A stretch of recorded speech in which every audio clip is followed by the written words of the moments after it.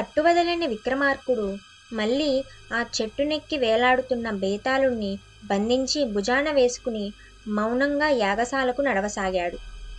అప్పుడు బేతాళుడు ఇలా అంటాడు: విక్రమార్క మహారాజా, నీకు మార్గాయాసం తెలియకుండా ఒక కథ చెబుతాను విను అంటూ ఇలా కథ ప్రారంభిస్తాడు.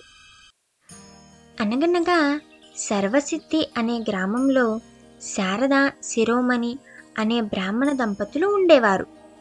వారికి లేక కలిగిన పుత్రుడు. అతని పేరు అర్జున. ఆ బ్రాహ్మణ కుమారుడికి సకల విద్యలు నేర్పించారు. యవ్వనం రాగానే ఆ బ్రాహ్మణ కుమారుడికి పెళ్లి ప్రయత్నాలు చేస్తూ ఉంటే ఏదో రోగం వచ్చి అతను చనిపోయాడు. అతని మరణానికి తల్లిదండ్రులే కాక ఆ అగ్రహారంలో ఉన్నవారు కూడా ఎంతో దుఃఖించారు.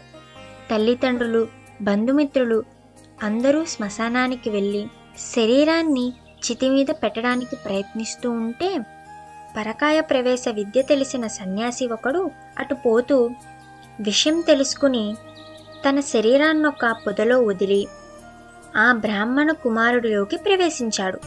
తక్షణమే శవం లేచి కూర్చుంది. ఆ వింతని చూసిన అక్కడున్న వారందరూ ఆశ్చర్యపోయారు. చచ్చి బతికిన బ్రాహ్మణ కుమారుడు వాళ్ళని చూసి మొదట ఏడ్చాడు, తర్వాత నవ్వాడు. బంధువులు అతని అభిప్రాయం తెలియక ఏమి పట్టించుకోకుండా అతనిని ఇంటికి తీసుకువెళ్ళిపోయారు. రాజా, అతని ఏడుపుకి నవ్వుకి కారణమేమిటో చెప్పగలవా అని అడిగాడు బేతాళుడు. దానికి విక్రమార్కుడు, తల్లి గర్భంలో జన్మించింది మొదలు ఎన్నో కష్టాలు అనుభవించి శరీరాన్ని విడిచాను కదా అని దుఃఖం, మళ్ళీ వయసు ఉన్నవాడి శరీరంలో ఉండడానికి అవకాశం లభించింది కదా అని ఆనందం.